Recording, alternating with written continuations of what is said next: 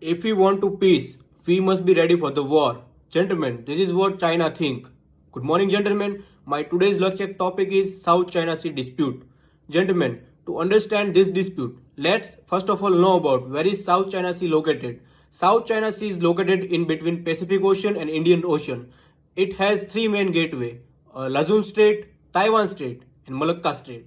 Gentlemen, what is the significance of the South China Sea? Then let me tell you.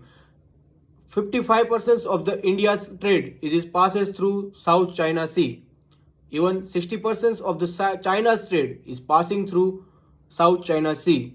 Even 70% of the maritime activities is passing through South China Sea. As per a report, annually $6 trillion trade passes through South China Sea. So this is how South China Sea has a significance, and it makes it's very important for the each country to get access and have a control over South China Sea, and this is what China is doing. So now come to the dispute. How China is creating dispute there in South China Sea.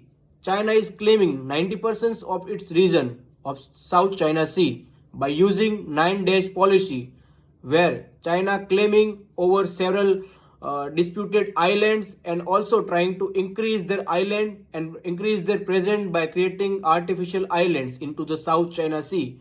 And as per a UN clause, a particular country has a right from its mainland up to 200 nautical miles. It's called and it's known as a exclusive economic zone.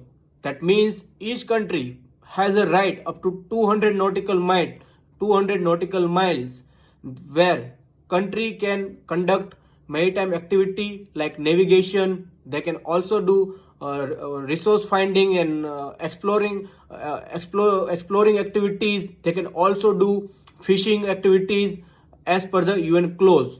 But China's 90% claim over the South China Sea, that means it overlapping other countries' exclusive economic zone. And by using military forces and naval forces, China usually conduct firing and restrict other nations to do fishing activities, also restricting other countries' commercial ship and also restricting navigation activities into the South China Sea. And nations like Vietnam, Indonesia, Philippines, Brunei and Taiwan, they are suffering from the South China Sea. So what kind of solution countries are doing to counter China? India, Australia, Japan and USA like major countries are getting together and come with quad to counter China. But gentlemen, do you really think that military is a solution? I don't think so, because as we already been facing war and our world's economy and world is already at risk, like Russia and Ukraine is already at war.